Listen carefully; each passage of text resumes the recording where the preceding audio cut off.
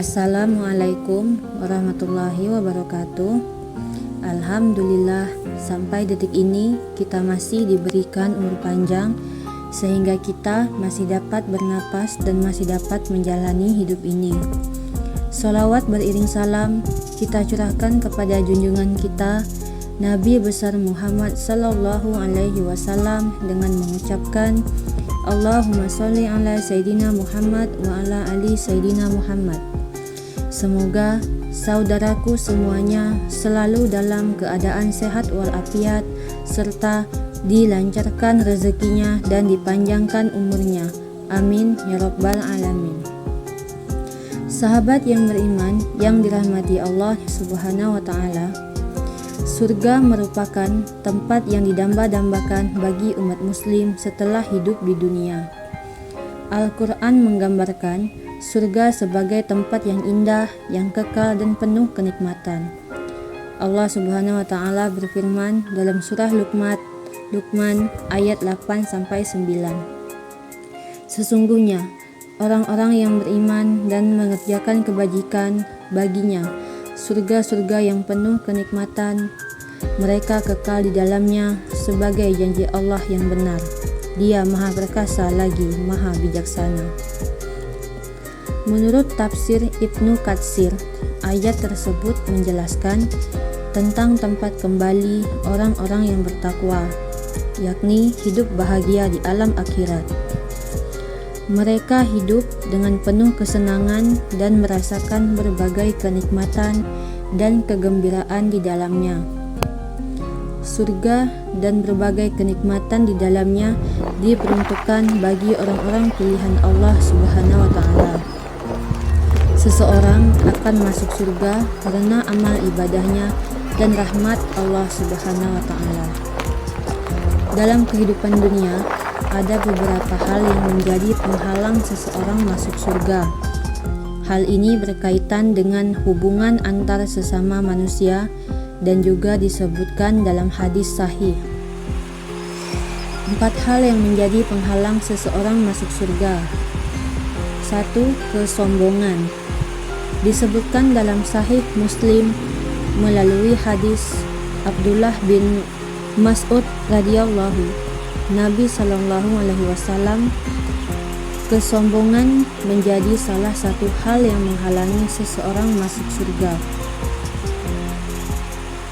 Diriwayatkan dari Abdullah bin Mas'ud radhiyallahu dari Nabi sallallahu alaihi wasallam, beliau bersabda, tidak akan masuk surga orang yang di dalam hatinya terdapat sifat sombong walaupun sebesar atom. Lalu ada seorang laki-laki bertanya, sesungguhnya seseorang yang senang pada pakaian bagus dan sendal bagus. Lalu beliau menjawab, sesungguhnya Allah adalah indah dan mencintai keindahan. Yang dimaksud sombong adalah menolak perkara yang benar dan meremehkan orang lain. Yang kedua, utang. Seorang muslim wajib berusaha semaksimal mungkin untuk membebaskan dirinya dari utang. Dalam riwayatnya, Rasulullah Shallallahu alaihi wasallam tidak mau mensolati jenazah seseorang yang memiliki utang. Jiwa seorang mukmin tertahan oleh utangnya, maka lunasilah utang yang ia miliki. Hadis riwayat Muslim. Riwayat Abdullah bin Amir radhiyallahu anhu yang mengatakan bahwa Rasulullah sallallahu alaihi wasallam bersabda, semua dosa orang yang mati syahid diampuni kecuali utang. Hadis riwayat Muslim. Riwayat Muhammad bin Abdullah bin Jahsi, ia menceritakan suatu ketika Rasulullah sallallahu alaihi wasallam duduk di tempat jenazah akan diletakkan.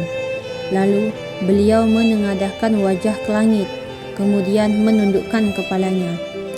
Setelah itu, beliau meletakkan tangan di atas kening dan bersabda, Subhanallah, Subhanallah, Maha Suci Allah, Maha Suci Allah. Tiada diturunkan sesuatu yang berat sampai besok pagi. Seseorang bertanya, apakah yang dimaksud dengan sesuatu yang berat itu? Rasulullah Shallallahu Alaihi Wasallam menjawab, utang.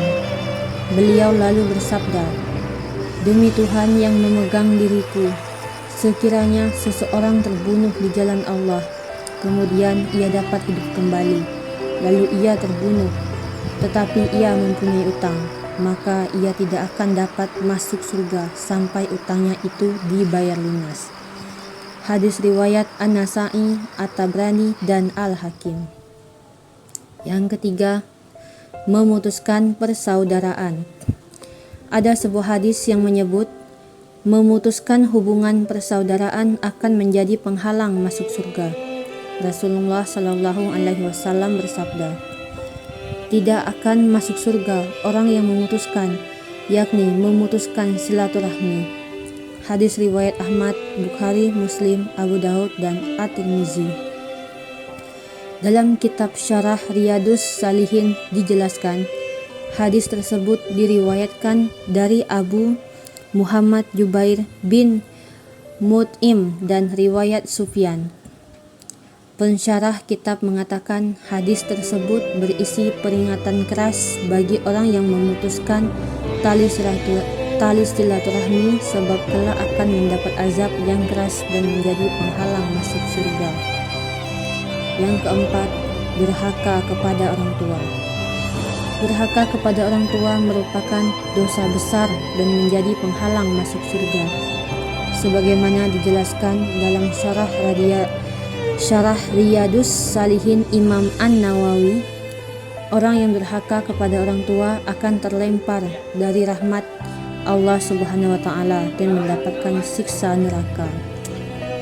Hal tersebut bersandar pada hadis yang diriwayatkan dari Abu Hurairah radhiyallahu anhu dari Nabi Shallallahu Alaihi Wasallam bersabda, sungguh rugi dan sungguh rugi orang yang sempat menemui kedua orang tuanya di usia tuanya, baik salah satunya atau keduanya, tetapi orang tersebut tidak dapat masuk surga. Hadis riwayat Muslim.